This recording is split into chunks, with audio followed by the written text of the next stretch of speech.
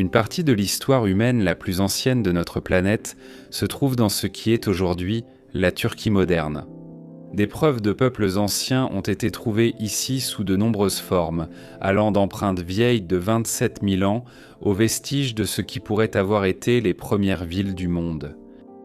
Les premières civilisations venaient d'Anatolie, une région qui couvre aujourd'hui une partie de la Turquie, et tout au long de l'histoire ancienne, de grandes guerres y ont été menées pour les ressources, la religion et le territoire.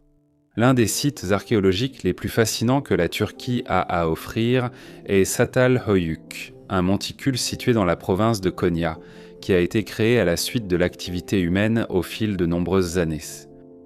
Pendant plus de 1000 ans, ce monticule a prospéré en tant que village animé, peut-être la toute première ville de l'histoire humaine. Dans la vidéo d'aujourd'hui, nous allons explorer l'histoire de ce site du patrimoine mondial spectaculaire, de ses débuts jusqu'à sa chute finale.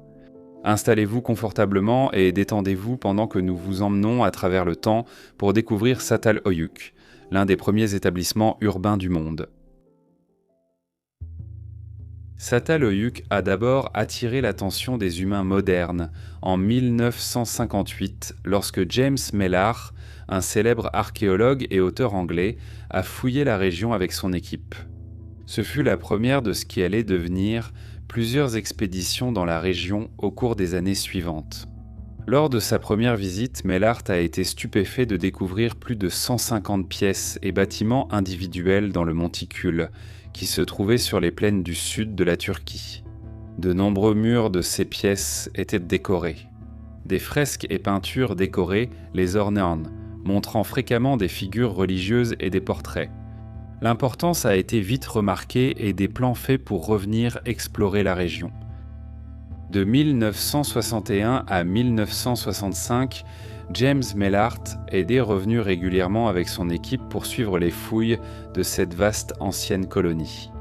Étonnamment, 18 couches supplémentaires de bâtiments ont été découvertes lors de ces visites, révélant l'importance de cette colonie à l'époque habitée. Il a été révélé qu'à l'époque où Çatalhöyük était occupée par les anciens peuples d'Anatolie, elle avait été reconstruite à plusieurs reprises, de plus en plus haut. Chaque fois que l'équipe de Mellach creusait plus profondément, les artefacts découverts étaient de plus en plus anciens. Ceux trouvés à la surface dataient de 5600 avant Jésus-Christ, tandis que ceux du fond remontaient à l'incroyable date de 7100 avant Jésus-Christ. Alors que ces expéditions se poursuivaient, des problèmes se préparaient. Mellach allait être impliqué dans l'affaire de Dorak, un scandale concernant plusieurs artefacts archéologiques de l'ancienne culture turque de Yortin qui avaient peu disparu. Les médias turcs ont commencé à accuser Mellach d'avoir volé ces artefacts dans le but de les revendre en Europe occidentale, affirmant l'avoir identifié près de l'endroit où ils avaient été dérobés, alors que l'affaire reste non résolue à ce jour. Mellach serait interdit de participer aux futures fouilles de Çatalhöyük à la suite de la pression des médias et du grand public. Il serait autorisé à revenir plus tard, mais à condition qu'il n'agisse qu'en tant qu'assistant. Les travaux sur le site ont été freinés après l'affaire Dorak. Jan Oder, un archéologue travaillant avec l'université de Cambridge en Angleterre, serait le prochain à travailler officiellement sur Çatalhöyük en 1993, où il a développé sa théorie de l'archéologie post-processuelle. Actuellement, le site est fouillé par Ali Umut Turkcan de l'université Anadolu en Turquie. Çatalhöyük a été construit et occupé pour la première fois à l'époque néolithique, ou l'âge de la pierre nouvelle, une période antérieure à l'avènement des technologies de travail du métal et de l'histoire écrite. On estime qu'à son apogée, jusqu'à 8000 personnes habitaient la colonie, qui aurait ressemblé à une grande ville ou une petite cité selon les normes actuelles. Lorsque Çatalhöyük a été occupé pour la première fois, ses habitants étaient des chasseurs-cueilleurs nomades, comme une grande partie du reste du monde. Ces personnes vivant sur les plaines d'Anatolie, chassant des animaux sauvages pendant des générations, avant de finalement s'installer sur un site qui offrirait une abondance de ressources et de types d'aliments. Au cours de l'occupation de Çatalhöyük, ses habitants ont lentement commencé à développer de nouvelles technologies. La connaissance des plantes sauvages a vite amené ces personnes à domestiquer des cultures, puis des chèvres, moutons et porcs sauvages, pour garantir une source régulière de nourriture. Çatalhöyük ne fonctionnait pas comme une ville ou une cité moderne, dans le sens où il n'y avait ni route ni même de chemin. Les habitants circulaient un sur les toits, entraient un ou sortaient par des ouvertures, puis descendaient un à l'intérieur grâce à une échelle pour rejoindre leurs espaces de vie. Bien qu'ils passaient beaucoup de temps chez eux, la plupart des activités urbaines se déroulaient peut-être sur les toits. Des installations communes, des fours, des réserves et des ateliers étaient construits sur les toits plats de ces habitations. Et c'est ici que des technologies étaient développées, que des idées étaient échangées et que les dieux étaient donc vénérés. Il ne semble pas y avoir de système basé sur les classes ou de structures hiérarchiques évidentes dans les corps et les bâtiments découverts à Çatalhöyük. C'était une communauté qui semblait travailler ensemble, partageant les responsabilités à travers l'ensemble de la colonie afin d'assurer le succès de toute la population. Certains habitants de Çatalhöyük ont été découverts sur le site, nous révélant beaucoup de choses sur qui ils étaient et comment ils vivaient. Lorsqu'une personne vivant dans la colonie mourait, elle était enterrée sous les planchers des maisons. Un enfant défunt était souvent enterré avec des bijoux et peint à l'ocre. On pense que cette révérence envers les enfants décédés pourrait indiquer que la société de Çatalhöyük devenait de plus en plus dépendante de la terre immédiate. Ils s'étaient installés là, valorisant la fertilité et les enfants pour soutenir la communauté. Il ne serait pas aussi facile pour une grande ville comme Çatalhöyük de tout quitter et de revenir à un mode de vie nomade, si un problème survenait et qu'on ne pouvait plus aider la population. Dans plusieurs cas, les crânes des défunts étaient retirés de leurs squelettes et décorés avec du plâtre et des marques pour être conservés dans la maison. Aussi morbide que cela puisse paraître aux humains modernes, c'était peut-être une ancienne façon de préserver la mémoire et la vie de leurs proches disparus. Considérez-le comme accrocher la photo de quelqu'un que vous avez perdu au mur. Si Çatalhöyük est connu pour une chose, c'est bien pour son art. Cet ancien établissement, qui a été étudié par des archéologues tout au long de son existence, a produit suffisamment d'art pour occuper un passionné toute une vie. Non seulement une grande partie de cet art est fascinante et complexe, mais beaucoup de ces artefacts nous permettent, à nous, humains modernes, de jeter un coup d'œil sur le mode de vie et les croyances de ceux qui les ont créés.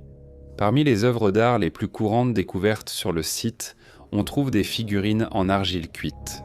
En général, il s'agit de reconstitutions primitives d'humains et d'animaux retrouvés dans les murs, fours collectifs, structures abandonnées proches de sanctuaires et fosses.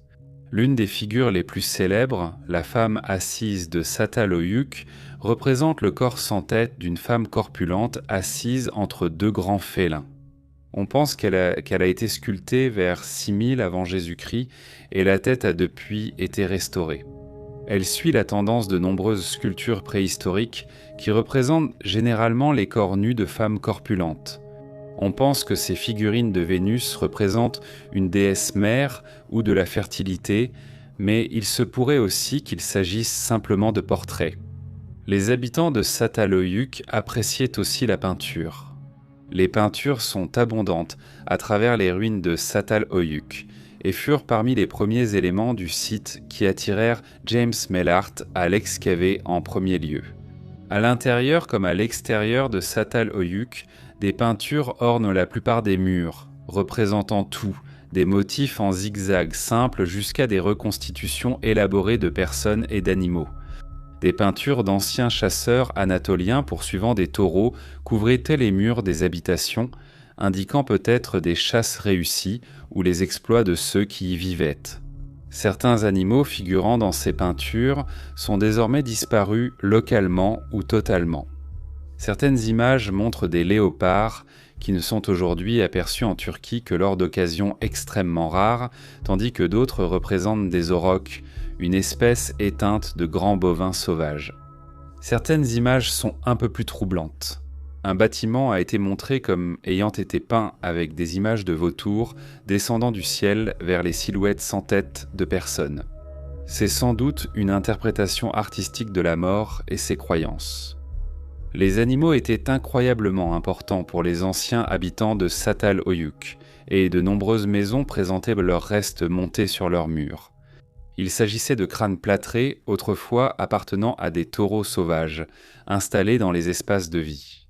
Ceux-ci étaient souvent peints en rouge avec de l'ocre et pouvaient avoir une signification religieuse. Vers le 7e millénaire avant J.C., Çatalhöyük fut abandonné, ses habitants ayant choisi de s'installer ailleurs. Tout ce qui avait été construit, créé et enterré est resté là où cela avait été laissé, résistant au temps. Qu'est-ce qui aurait pu causer cela, alors que tout semblait aller si bien pour les anciens habitants de cette incroyable cité? On pense que le changement climatique a joué un rôle majeur. Vers la fin de l'occupation de Çatalhöyük, il semble qu'il y ait eu un changement important. La région autour de la cité est passée d'un environnement saisonnièrement inondé par les pluies à un milieu beaucoup plus sec. Au début, cela aurait augmenté les terres agricoles à Çatalhöyük, permettant aux habitants de cultiver sans craindre que les inondations détruisent leurs récoltes. Cela a bouleversé la communauté. Avec plus de produits domestiqués disponibles, les habitants de Çatalhöyük ont commencé à moins dépendre les uns des autres pour survivre. On pense que les chasses et les célébrations communautaires sont devenues plus rares, ce qui, à son tour, a entraîné des problèmes sociaux. Avant que Çatalhöyük ne devienne dépendante de l'agriculture, il n'y avait ni hiérarchie, ni ordre établi, ni inégalité. Le seul pouvoir, pour ainsi dire, était détenu par ceux qui occupaient des positions d'importance religieuse ou par ceux qui organisaient les rassemblements et les festins communautaires. Avec le déclin de la solidarité, certains groupes à Çatalhöyük ont commencé à accumuler nourriture et richesses, les exhibant face à ceux qui en avaient les moins. Ces citoyens ont alors eu accès à de meilleures habitations, plus grandes et construites avec des matériaux plus précieux et exotiques. Cela a conduit à des troubles au sein de la colonie, avec l'apparition d'une structure sociale hiérarchique. De nombreux citoyens de Çatalhöyük ont commencé à partir, se séparant en villages individuels dans les plaines environnantes, loin de ceux qui cherchaient à limiter leur vie. Aux alentours de 6000 avant Jésus-Christ, il n'y avait plus personne qui vivait ici. Même si Çatalhöyük n'est plus une colonie active, on apprend beaucoup sur la vie ancienne grâce aux nombreux artefacts découverts à Çatal. Çatalhöyük nous a offert des aperçus incroyables sur l'art du monde antique, tout en nous montrant des techniques architecturales très différentes des nôtres.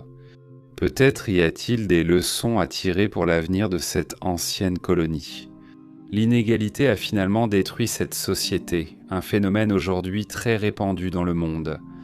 Pour éviter le sort qu'a connu cette communauté autrefois fière, nous devrions peut-être reconsidérer certains aspects de la nôtre.